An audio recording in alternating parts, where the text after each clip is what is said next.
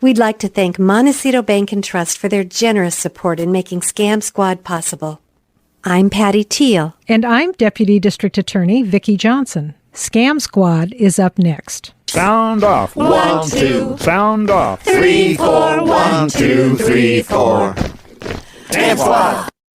Hi, I'm Patty Teal, here as always with Deputy District Attorney Vicki Johnson at Scam Squad, and we have our favorite criminologist here today, and I'll let Vicki do the honors. Hi, Patty. Yes, we have with us today Judy Christman Yates, one of our favorite guests, and she is the author of the wonderful Financial Exploitation newsletter, which she publishes every month. And it's always full of such amazing, wonderful, worthwhile information. It's hard for me to pick and choose, but I asked her to come in today and talk about a couple of things that were in both of the July and the June newsletter, which I thought were important and timely and of interest to our listeners. So the first thing I want to talk about, Judy, I got a notice in the mail that said it was an American Community Survey, ACS. And when I looked at it, it looked like it could easily be a scam. So what can you tell us about this survey? Well, thank you once again for having me back on Scam Squad. I love being here.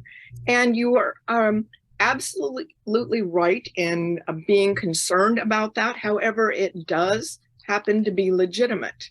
And it is a survey that is, it falls under the Census Bureau, which is part of the Department of Commerce. And why is this survey important to complete? Because they want me to complete it and answer all kinds of personal questions. It's very important, just like the 10-year census. It collects a lot of information, and it is used to make decisions on where to put federal money for highways, for schools, hospitals, all of that. Okay. And how did I get selected? What method is used to select the households that get to be in this survey? Well, it turns out that 3.5 million people are selected from all different parts of the country. And it can happen anytime during the year. And you just happen to be the lucky one this time. So it was just random? It's absolutely random. Yeah. And what can you expect if you get one of these AC surveys? Well, it turns out that you'll get a notice in the mail, and it will say that, you know, we're conducting this, you've been selected, and please go online and complete the survey. If you don't do that, then reminders will follow. And if you don't do that, also reminders on your email will follow.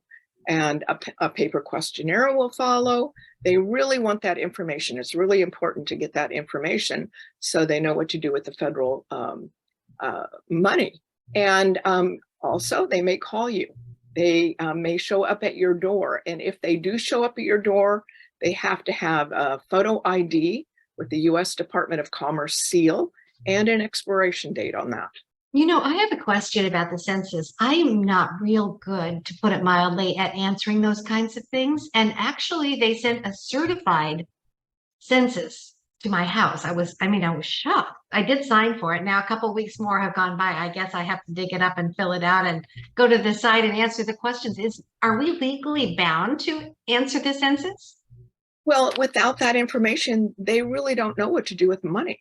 So they really take every precaution to notify you in advance, so it won't be a scam. But of course, we're all so sensitive to this. So yes, they are going to really stick with you. It's just a lot easier to answer the questions. Mm-hmm. However, they do have a place that you can go online and check.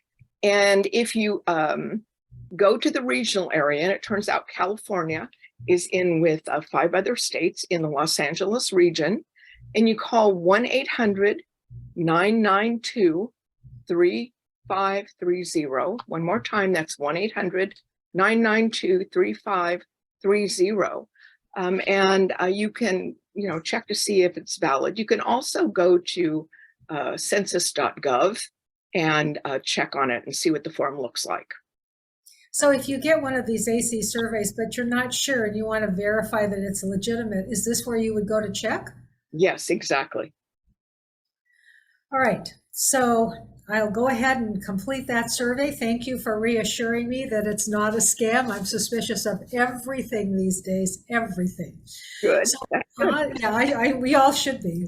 So on to another topic, Medicare fraud prevention.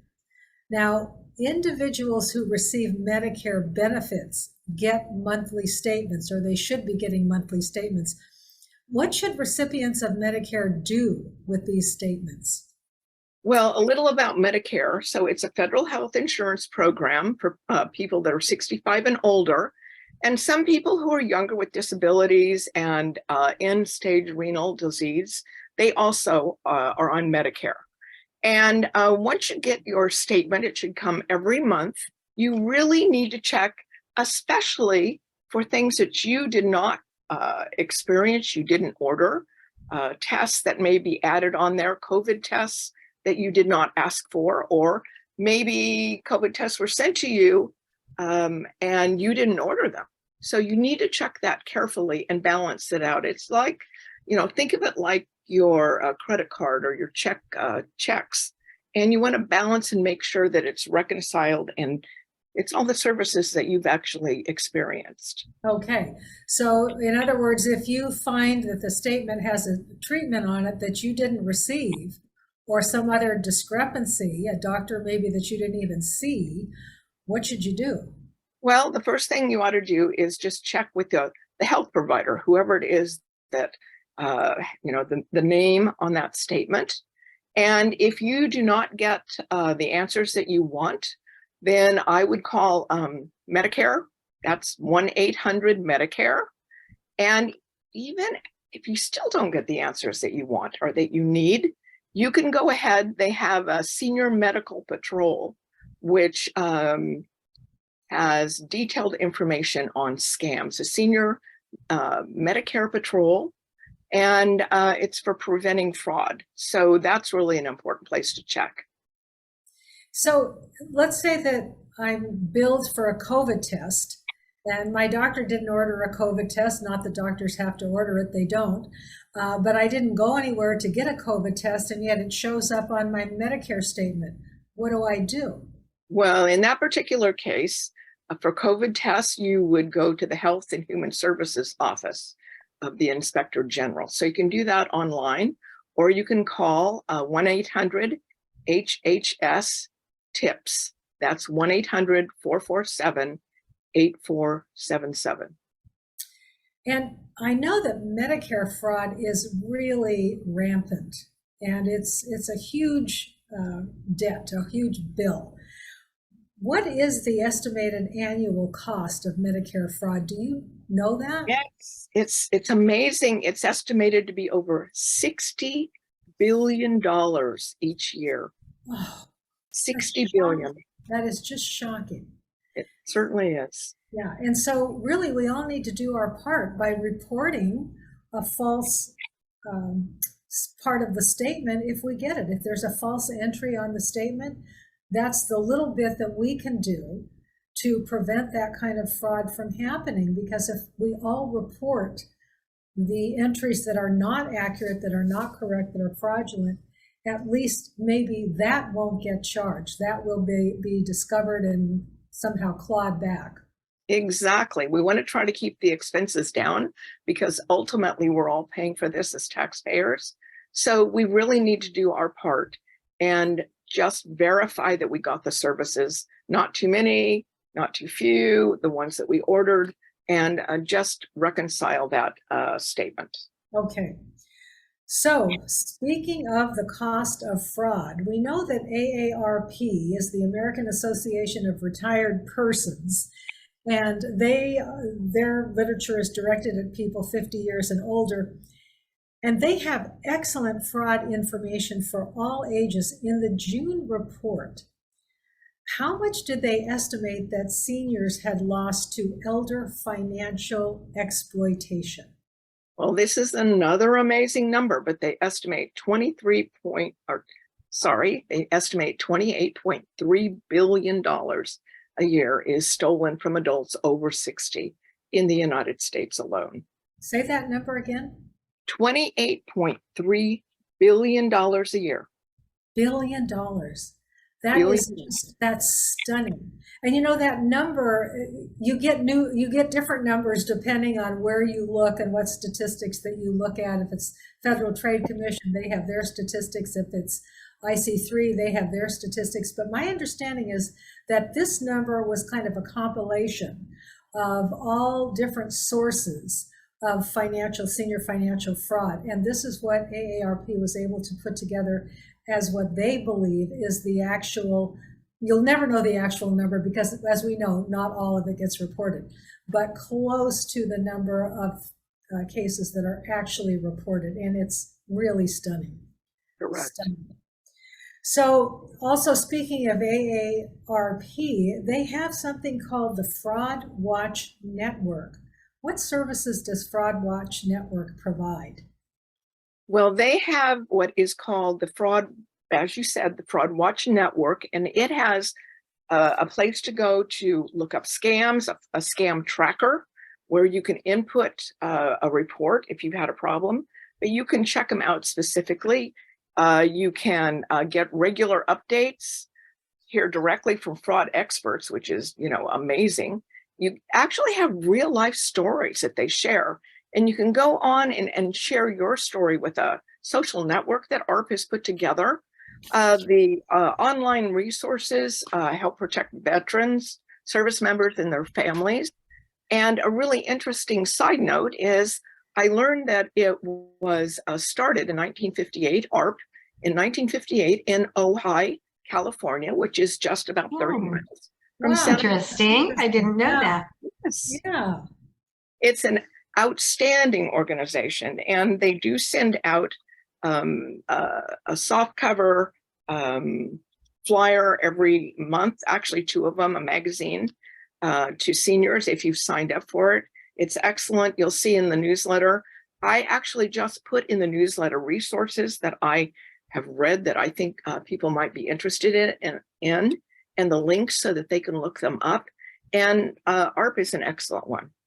Absolutely. I couldn't agree more. In fact, a lot of the information that I share on these broadcasts are from AARP, an article that I might have read. And I am a member and I do get their publications. And I also get updates online here at work from AARP. So I can't recommend it highly enough. It's an incredible organization. And I suggest that everybody log on and see what's there because it's a wide range of activities and information, including things like diet and exercise and what foods that you should avoid after a certain age and so forth and so on. So just a wealth of information. Well, Judy, I think that was all that we had from you today. Thank you so much. I see that we have a little bit of time left over, and I got a recent warning that I wanted to share with our listeners because I think it's important. This is from the FBI. It says tech support scams now use shipping companies to collect cash. So we all know about the tech support scams, and we all know that often scammers want to get paid with gift cards or now cryptocurrency. Well, now apparently one of the new favorite ways to get paid is by cash. And so apparently there's a recent nationwide uptick in these kinds of tech support scams. And what, of course, they do is somebody calls the victim and says, oh, we're from the tech support company and we owe you money and we need to get remote access to your computer and we need to pay you for a program that you paid for, but we're no longer offering. And so we're going to give you a refund.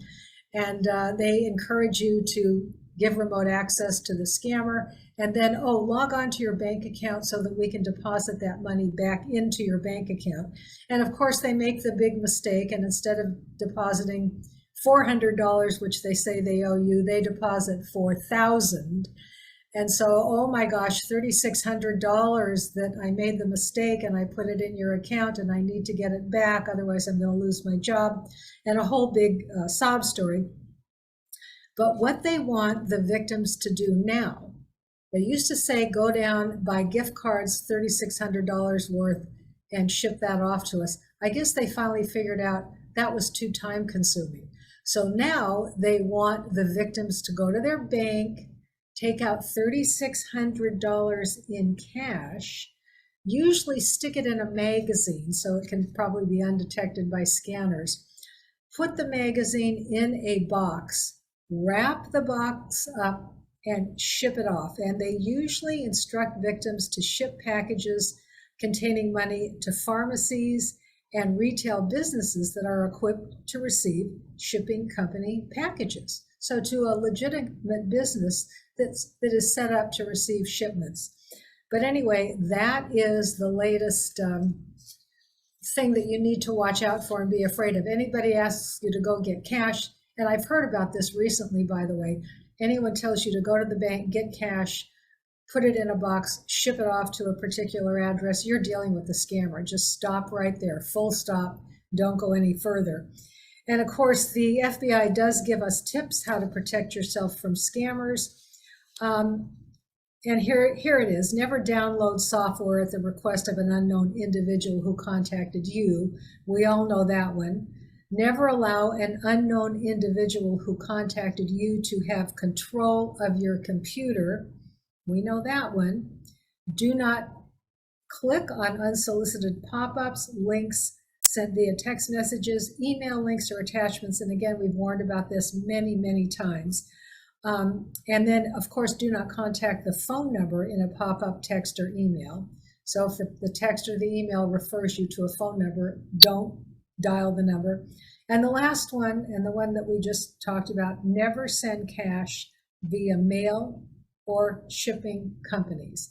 And of course, if you do get scammed, or if you do get contacted by somebody attempting to scam you, you need to file a complaint with ic3.gov. Report it to the FBI. So that's my warning for the day. And that's a good one, Vicki. I have just a quick one to share. I was watching Good Morning America this morning. It's such a little easy thing to remember, but they were saying people around the country are being asked to say yes. They said the one word you should never say. So they'll call up on the phone, is this so-and-so? Whatever, they'll get you to say yes. And then, you know, whether it's through our artificial intelligence or whatever, they can say you ordered something, you know, and it's hard to get out of. So the one word never to say, if you do mistakenly answer the phone, never say yes. So good advice. I thought that was a good little reminder. That's a good tip. Yes. Well, thank you so much, Judy, for coming on the show today, as always, with a very important and worthwhile information, good tips for us. We'll have you back soon. Yes, as always, it was so very helpful. Thank you so much. And Vicki, would you give your scam hotline number as well? Absolutely. Area code 805-568-2442. And again, 805-568-2442. And I welcome your calls. And if you happen to be listening to this on a podcast or you're watching it on YouTube, be sure to subscribe so you don't miss any important warnings. Take care. Thanks, Patty. Bye-bye.